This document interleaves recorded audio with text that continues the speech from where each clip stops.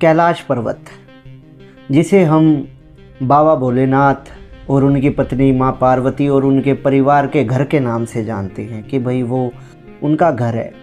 एक ऐसा रहस्यमयी पर्वत जिसके ऊपर बीते हज़ारों सालों में आज तक कोई नहीं चढ़ पाया है।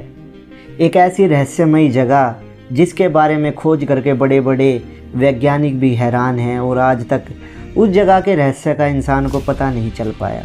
आज हमारी तकनीक, हमारा विज्ञान बहुत आगे जा चुका है, लेकिन हम आज भी कैलाश पर्वत के रहस्य को खोज नहीं पाए। और साथ ही एक तिब्बत का, क्योंकि कैलाश पर्वत के पास तिब्बत भी है, तो तिब्बत का एक ऐसा भगत, एक ऐसा तांत्रिक जिसे कहा जाता है कि बीते 1000 सालों में वो इकलौता ऐसा इंसान था जिसने कैलाश पर्वत के ऊपर चढ़ाई करी और उस पर्वत को चढ़कर जीता। राम राम जी सारे ने, जय बाबा भोलेनाथ की। मैं आपका दोस्त, आपका छोटा भाई पारस वैद आज एक बार फिर से आपके लिए एक रहस्यों से भरी वीडियो लेके आया हूँ। तो जैसा कि वीडियो की शुरुआत में आपको पता चल ही गया होगा कि आज के वीडियो में हम कैलाश पर्वत के रहस्यों के बारे में बात करेंगे और साथ ही बाबा मीला रहपा के बारे में बात करेंगे, जिन्हें तिब्बत में भगवान के रूप में पूजा जाता है। जो भगवान होने से पहले, जो शुरुआत में तो एक बुरे तांत्रिक और भगत थे जिन्होंने अपनी शक्तियों के दम पे एक ही गांव के 80 लोगों को एक साथ मार दिया था, बदले की भावना में कत्ल कर दिया, जिसमें खुद उनके परिवार के चाचा चाची और उनका लड़का भी शामिल था। तो बिना देरी किए हुए हमारी इस वीडियो को शुरू करते हैं। कैलाश पर्वत एक ऐसा पर्वत जो दुनिया की सबसे ऊंची चोटी माउंट एवरेस्ट, जिसके ऊपर आज तक 7000 से ज़्यादा लोग चढ़ चुके हैं, उस माउंट एवरेस्ट से 2000 मीटर छोटा है। लेकिन बीते 1000 सालों में आज तक भी कैलाश पर्वत के ऊपर कोई नहीं चढ़ पाया है सिवाय एक इंसान के, जिसे पूरा तिब्बत भगवान के नाम से जानता है और उनका नाम है बाबा मीला रहपा। तो जैसा कि आपको पता है कि कैलाश पर्वत पहले भारत का ही हिस्सा था, लेकिन चीन ने 1950 में तिब्बत पर आक्रमण कर दिया था और वहाँ के नेताओं को भड़काकर उसे अपने देश के हिस्से में ले आए थे। जैसा कि हमें चीन की फितरत पता है, वो हर चीज़ में खोजबीन करने की कोशिश करता है, हर चीज़ में हस्तक्षेप करने की कोशिश करता है। तो जो कैलाश पर्वत है वो हिंदू धर्म, जैन धर्म, बौद्ध धर्म और बौन धर्म का एक धार्मिक स्थान है।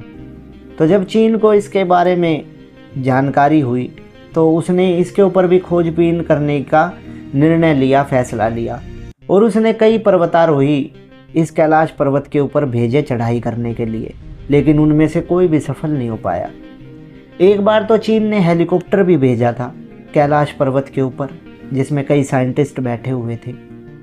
पूरी खोजबीन के साथ वो हेलीकॉप्टर गया था, जांच पड़ताल के साथ वो हेलीकॉप्टर गया था, क्योंकि जो कैलाश पर्वत है उसके ऊपर से हवाई यात्रा करना निषेध है, क्योंकि वहाँ का मौसम, जो वहाँ की भूगोलीय स्थिति है वो लगातार बदलती रहती है। लेकिन उसके बावजूद भी वो साइंटिस्ट वहाँ गए थे और उन्होंने देखा कि कुछ देर तो मौसम ठीक था, लेकिन कुछ ही देर बाद बिजली कड़कने लगी। उनके जो हेलीकॉप्टर है उसके आसपास काले बादल मंडराने लगे। अचानक हेलीकॉप्टर में बैठे लोगों की तबीयत में एक अजीब सी गड़बड़ी आने लगी, जिसके बाद वो नीचे आ गए और उनकी ये हवाई यात्रा भी बेकार गई, उनकी ये हवाई रिसर्च भी बेकार गई। तो कैलाश पर्वत, जो हमारे पुराणों के हिसाब से बताया गया है कि धरती और स्वर्ग के बीच का जोड़ है, दरवाज़ा है।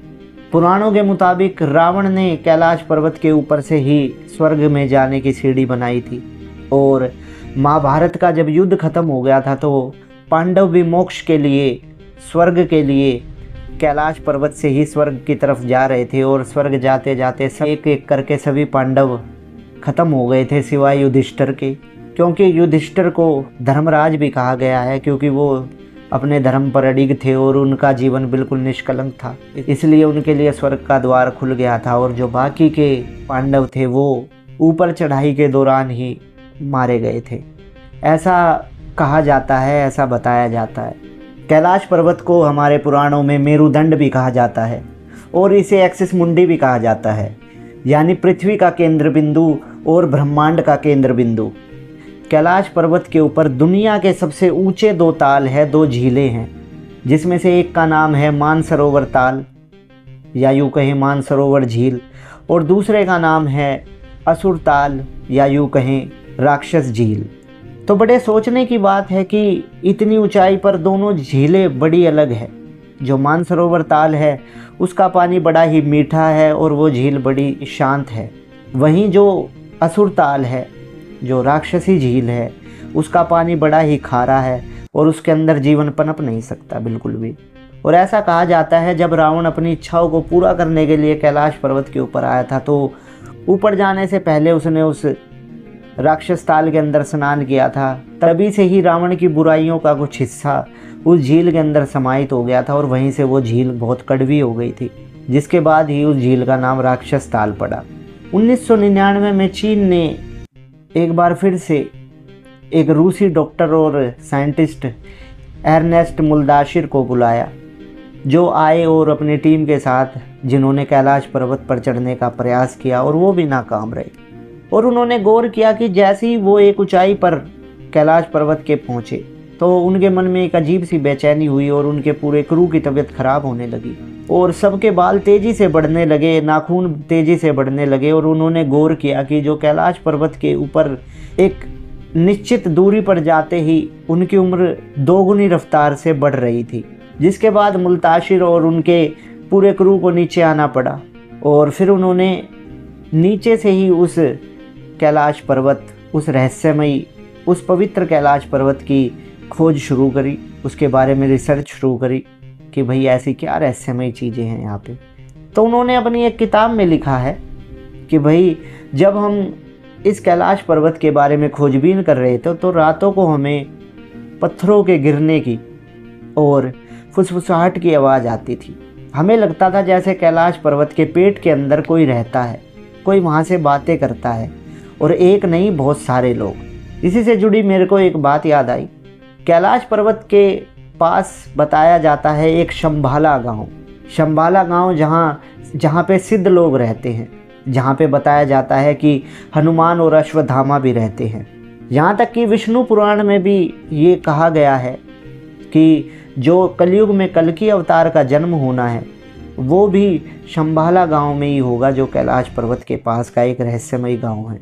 हालांकि इस गांव का भी आज तक किसी को पता नहीं है, क्योंकि हमारे भारत देश में बहुत से ऐसे सिद्ध योगी हैं जिनके बारे में आज तक किसी को नहीं पता और वो कैलाश के ऊपर स्थित है। अभी कुछ साल पहले एक वीडियो रील वायरल हुई थी जिसके अंदर एक सिद्ध योगी बिना कपड़ों के अपने कुत्ते के साथ बर्फ़ की वादियों में गुलाटियाँ मार रहे थे और टेम्परेचर कुछ -डिग्री था, जहाँ इंसान का खड़े रहना तो बहुत दूर की बात है बिना कपड़ों के, वहाँ पे कपड़ों के साथ भी देर तक टिके रहना नामुमकिन है। तो वहाँ उन्हें वो योगी दिखा। तो कैलाश पर्वत के आज भी ऐसे रहस्य हैं जिनके बारे में हमें नहीं पता। तो चलिए इसी के साथ वीडियो में थोड़ा और आगे बढ़ते हैं। कैलाश पर्वत का जो मानसरोवर ताल है उसके पास कई लोगों ने ओम की आवाज़ और डमरू बजने की आवाज़ सुनी है। कई लोग जो कैलाश पर्वत के आसपास रहते हैं उन्होंने ये दावा किया है कि उन्होंने 7 तरीके की रोशनी कैलाश पर्वत के पास देखी है, और एक ऐसी भव्य रोशनी, एक ऐसी तेज विशाल रोशनी जिससे पूरा पर्वत जगमग हो जाता है, एक एक चीज़ पर्वत की दिखाई देती है। यहाँ तक कि एक बार नासा ने अपने सैटेलाइट को कैलाश पर्वत की ओर किया था तो वहाँ उन्हें एक अजीब सी परछाई दिखी। उन्हें एक ऐसी परछाई दिखी जिसका आकार इंसानी शरीर के जैसा था और ऐसा लग रहा था जैसे कोई बैठ के तपस्या कर रहा हो। जब कैलाश पर्वत के ऊपर बर्फ़बारी होती है, बर्फ़ गिरती है, तो जब आप दक्षिण हिस्से की तरफ से कैलाश को देखेंगे तो आपको ओम बना हुआ प्रतीत होगा कि जैसे भाई बर्फ़ से ओम बना हुआ है।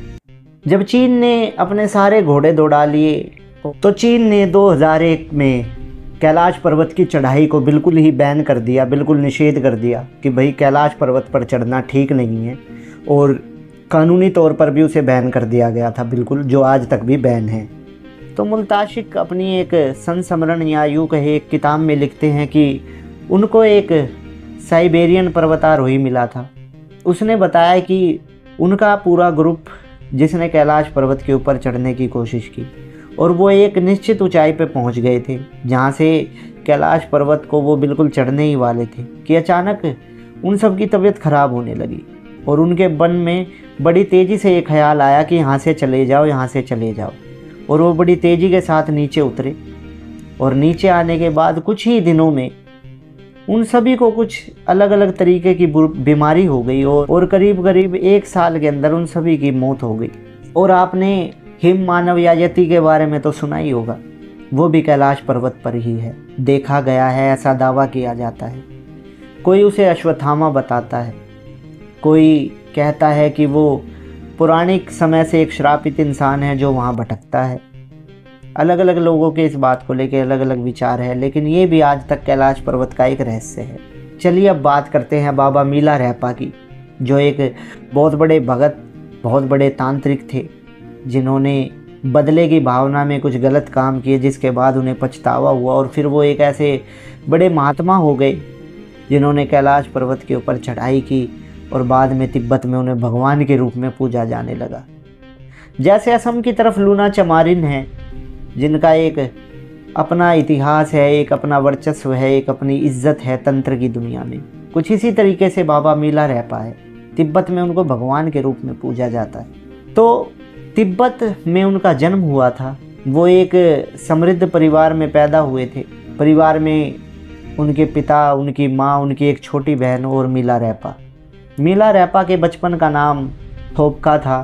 तो जब वो कम उम्र में थे तो उनके पिताजी की शारीरिक स्वास्थ्य की वजह से मौत हो गई थी। मौत के दौरान पिताजी ने वसीयत चाचा चाची के हवाले कर दी थी कि बाद में जब भी बेटा बड़ा हो तो वसीयत उनको दे देना, लेकिन चाचा चाची ने उनके साथ गद्दारी की और एक समृद्ध परिवार से आने वाले मीला रैपा, उसकी माँ और उसकी बहन को बड़ी जिल्लत भरी ज़िंदगी दी। उनको नौकरानी की तरह उनके चाचा चाची रखने लगे, जिसके बाद माँ ने बदले की भावना में आकर मीला रैपा को तंत्र सीखने भेजा, भगताऊ सीखने भेजा।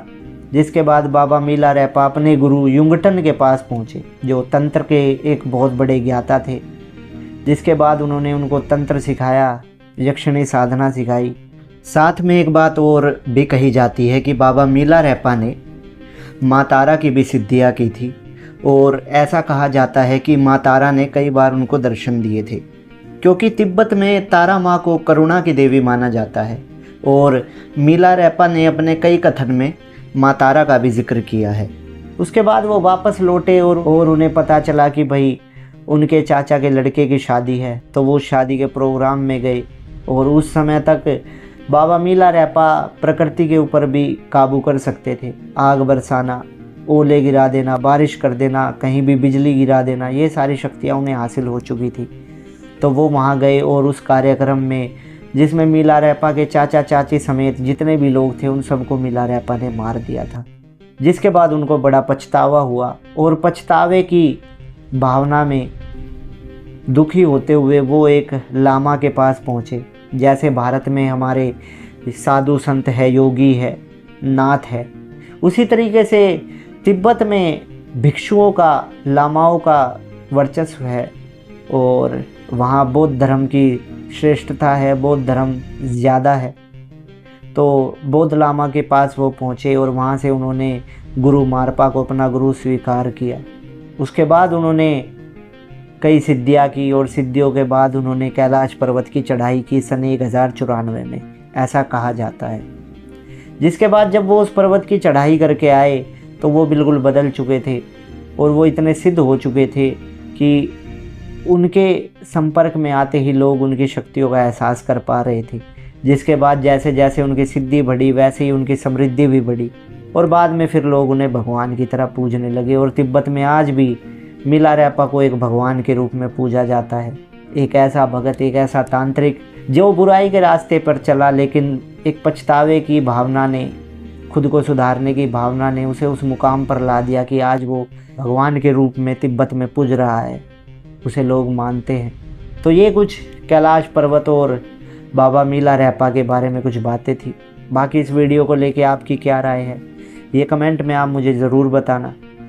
इसी के साथ इस वीडियो को यहीं ख़त्म करता हूँ। उम्मीद है आपको ये वीडियो पसंद आया होगा। जय बाबा गुरु गोरखनाथ।